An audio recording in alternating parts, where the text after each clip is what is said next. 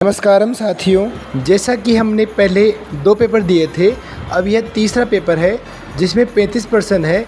तो मैं आपसे कहना चाहता हूं कि इसके बाद में कल एक पेपर और आएगा, तो इन चारों पेपरों को आप अच्छे से देखें व समझें। यहाँ से आप पूरे 90% नंबर यहाँ से आप अचीव कर सकते हो। तो मैं तो यही कहना चाहता हूँ कि आप इन प्रश्नों को अच्छे से देखें व समझें। स्टार्ट करते हैं आज का पेपर। सबसे पहला प्रश्न है, इंटरनेट शब्दावली में आईपी का मतलब क्या होता है?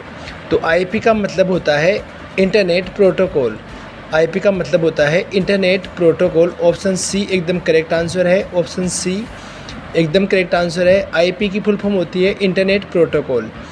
प्रश्न संख्या 2, निम्न में से कौन सा विकल्प प्रस्तुति में एक से अधिक स्लाइड का चयन करने में सक्षम है? यानी कि जिसमें आप एक से ज़्यादा स्लाइड सेलेक्ट कर सकते हो, तो उसे वह कौन हमें अनुमति देता है? तो आप शिफ्ट के साथ जिस स्लाइड को सेलेक्ट करना चाहते हो वहाँ क्लिक कर दो। तो शिफ्ट के साथ क्या करना है, आपको स्लाइड पे क्लिक करना है।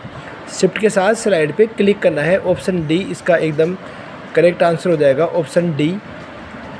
ऑप्शन डी इसका एकदम करेक्ट आंसर है। फिर देखिए आप, MS वर्ड 2010 में निम्न में से कौन सा विकल्प पृष्ठ की सामग्री के पीछे भूतित छवि डालता है?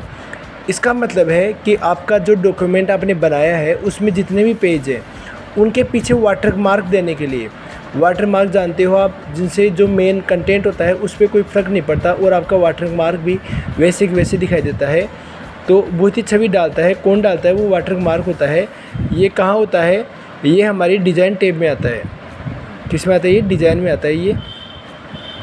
इसके बाद में है, ऑप्टिकल डिस्क का उदाहरण कौन सा है? तो ऑप्टिकल डिस्क का उदाहरण हार्ड डिस्क, रोम, रैम और रोम तो प्राइमरी डिस्क होती है। हार्ड डिस्क सेकेंडरी मेमोरी होती है। CDR यह ऑप्टिकल मेमोरी का प्रकार होता है। CDR compact disc recordable. फिर देखिए, निम्न में से कौन सबसे मजबूत पासवर्ड माना जा सकता है?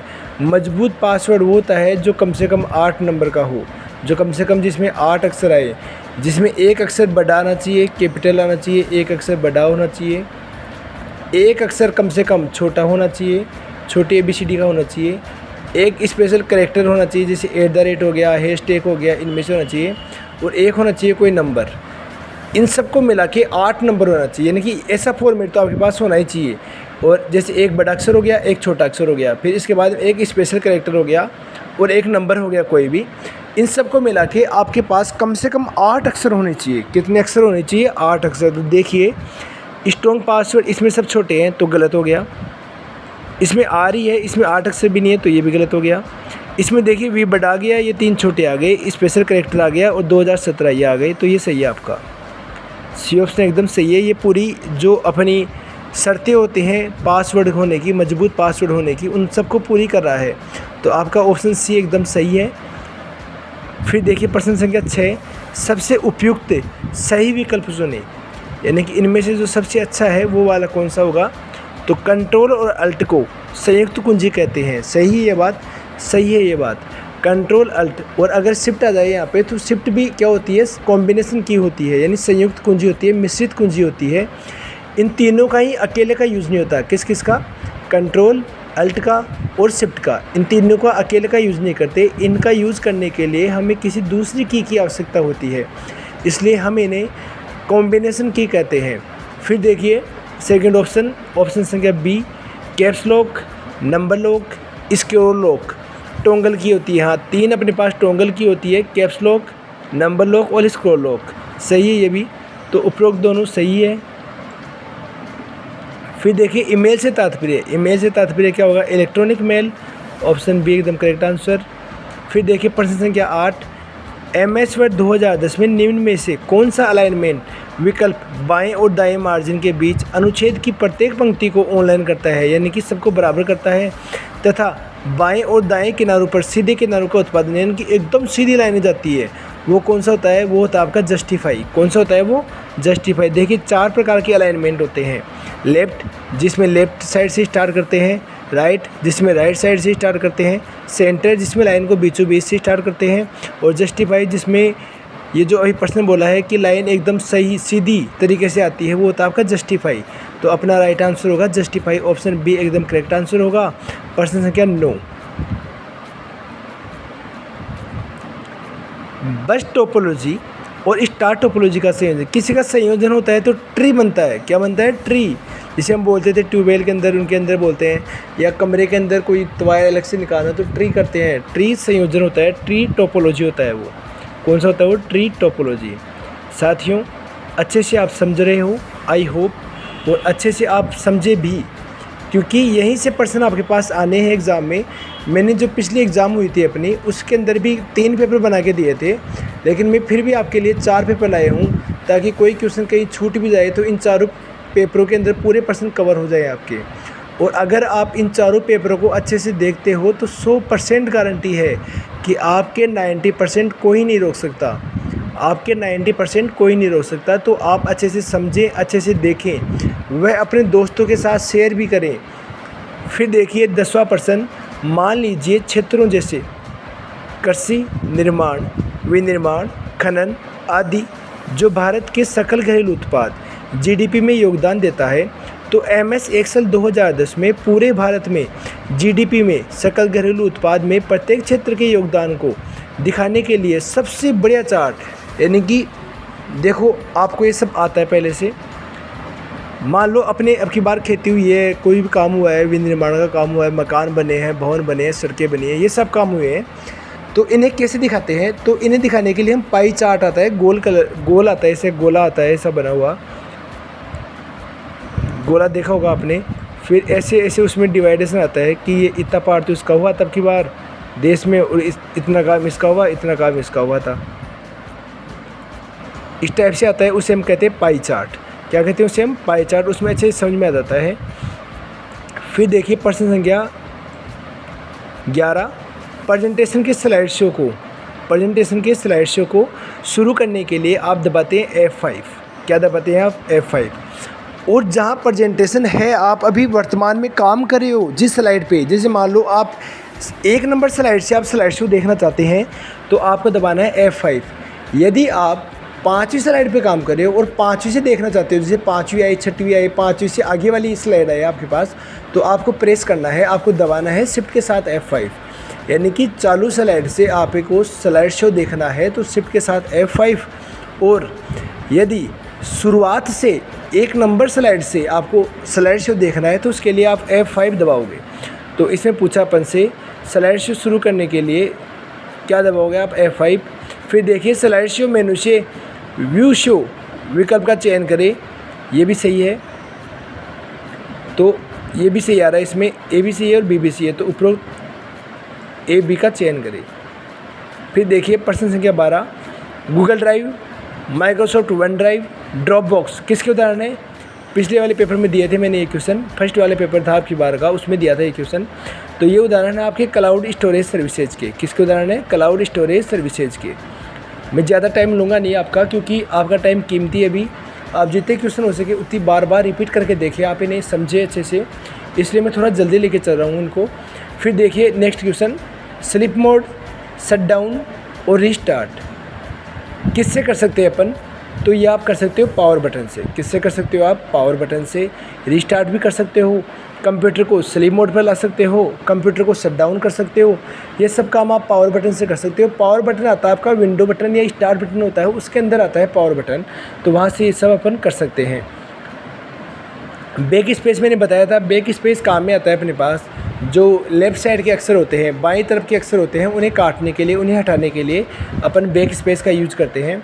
फिर देखिए प्रश्न संख्या 14, कौन से प्रकार का चार्ट उपलब्ध नहीं होता? तो बबल चार्ट होता है अपने पास, लाइन चार्ट होता है, रेडार चार्ट नहीं होता, डेटा पॉइंट्स भी होते हैं पर रेडार चार्ट नहीं होता, तो ऑप्शन सी एकदम सही हो जाएगा। फिर देखिए क्वेश्चन नंबर 15, विंडो 10 में स्नैप असिस्ट का उपयोग क्या है?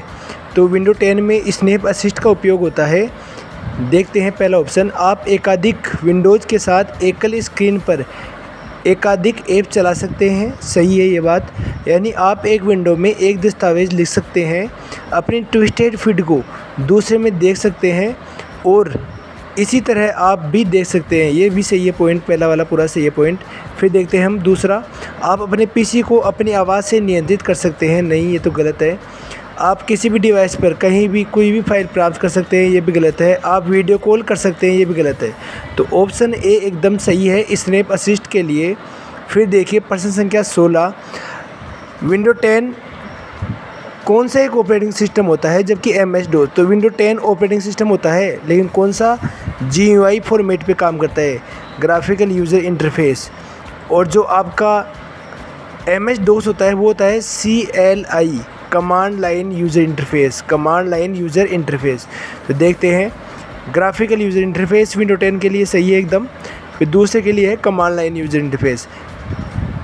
विंडो 10 भी एक ऑपरेटिंग सिस्टम होता है, MS DOS भी एक ऑपरेटिंग सिस्टम होता है, लेकिन विंडो 10 GUI सिस्टम पे काम करता है और MS DOS CLI, command line interface पे काम करता है।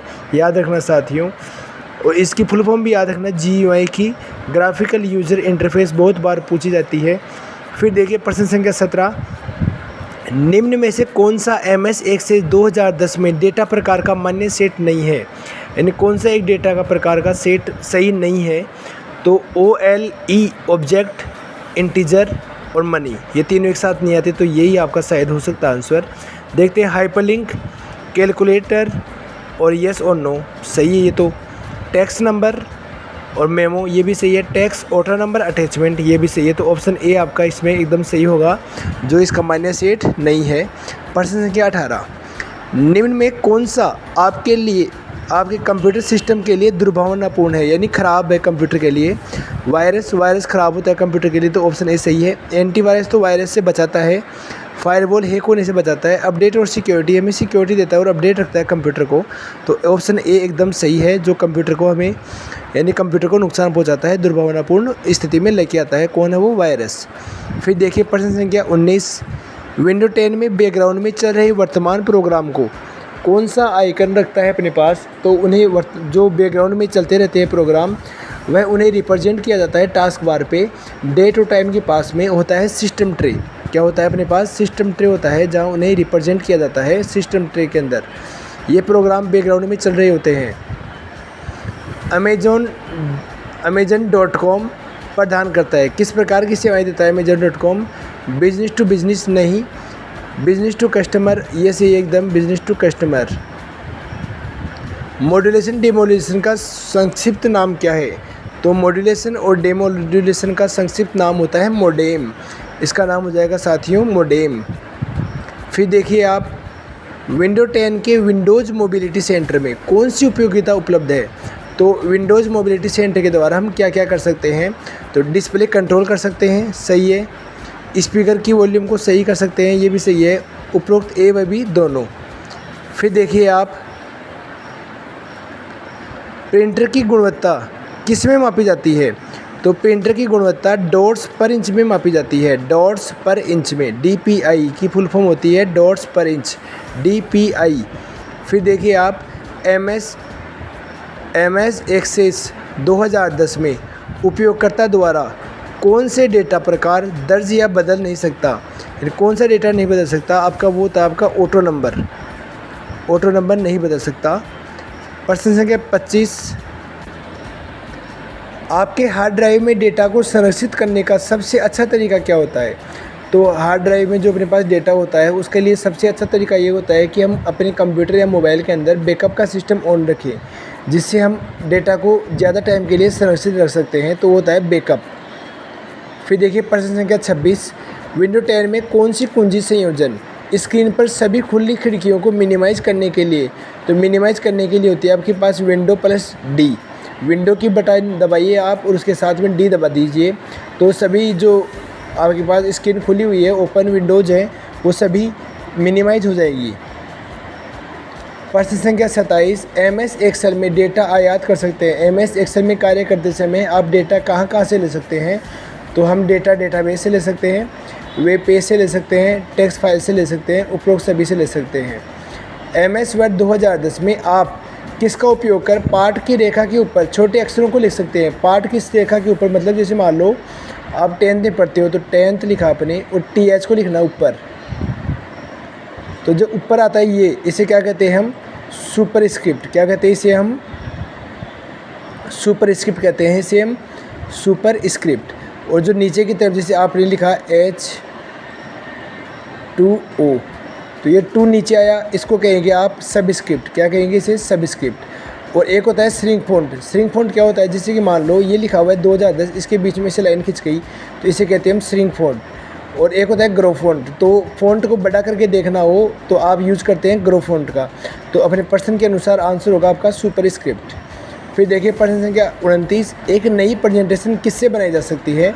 तो नई प्रेजेंटेशन डिजाइन टेम्पलेट से बनाई जा सकती है, सैम्पल टेम्पलेट से बनाई जा सकती है, खाली प्रेजेंटेशन से बनाई जा सकती है। तो उपरोक्त सभी होगा। फिर देखिए आप, निम्न में से कौन सा मोबाइल ऑपरेटिंग सिस्टम का उदाहरण है? मोबाइल ऑपरेटिंग सिस्टम का उदाहरण पूछा है। यूनिक्स नहीं, ये तो कंप्यूटर ऑपरेटिंग सिस्टम का उदाहरण होता है। विंडोज़ एक्सपी ये भी कंप्यूटर सिस्टम का उदाहरण होता है। एंड्रॉयड ये मोबाइल ऑपरेटिंग सिस्टम का उदाहरण होता है। लिनक्स ये कंप्यूटर का होता है। तो आपका राइट आंसर होगा एंड्रॉयड। फिर देखिए प्रश्न संख्या 31, निम्न सॉफ्टवेयर का उपयोग अक्सर ईमेल एप्लीकेशन के रूप में किया जाता है। इसमें कैलेंडर, कार्य प्रबंधक आदि शामिल होते हैं। तो वह कौन सा सॉफ्टवेयर होता है जिसमें आप ईमेल, कैलेंडर, कार्य प्रबंधक आदि देख सकते हैं? वो तो आपका आउटलुक होता है। ईमेल के साथ साथ ये जो काम करे वो तो आपका आउटलुक। फिर है प्रश्न संख्या 32 में 2 ऑप्शन दिए हुए हैं, 2 वाक्य हैं आपके पास। बारकोड रीडर आउटपुट डिवाइस है, ये तो गलत है, ये तो इनपुट डिवाइस होता है। और प्रिंटर एक आउटपुट डिवाइस होता है, जबकि इसमें दिया हुआ है इनपुट डिवाइस होता है, तो ये भी गलत है। तो दोनों वाक्य गलत है। ऑप्शन हाँ ये सही है आपका, इसमें दोनों वाक्य गलत है। फिर देखिए प्रश्न संख्या 33, निम्न में से कौन सा कथन सबसे उपयुक्त है? सबसे सही कथन कौन सा है? तो उपयोगकर्ता एक स्लाइड से दूसरे स्लाइड पर या दूसरे स्थान पर जाने के लिए या एक स्थान से दूसरे स्थान पर जाने के लिए हाइपरलिंक का प्रयोग करता है। सही है। उपयोगकर्ता हाइपरलिंक का उपयोग किसी नेटवर्क इंटरनेट स्थान पर जाने के लिए करता है। ये भी सही है। उपयोगकर्ता हाइपरलिंक का उपयोग किसी अन्य फाइल या प्रोग्राम में जाने के लिए करता है। तो उपयोग सभी सही है। फिर देखिए प्रश्न संख्या 34, किसकी सहायता से विंडो 10 में डिवाइस, एप्लीकेशन, ऑनलाइन सेवाओं, नेटवर्क पर साइन इन करने के लिए बायोमेट्रिक प्रमाणीकरण का उपयोग होता है? तो किसकी सहायता से होता है? वो विंडोज़ हेलो की सहायता से होता है, जिसमें हम बायोमेट्रिक प्रमाणित कर सकते हैं, विंडोज़ हेलो। निम्न में से कौन सी लोकल एरिया नेटवर्क की सही विशेषता है? लोकल एरिया नेटवर्क की सही विशेषता कौन सी है वो बतानी है। तो ऑप्शन ए है लेन का उदाहरण प्रयोगशाला या एक विभाग में प्रिंटर साझा करना होता है। सही है।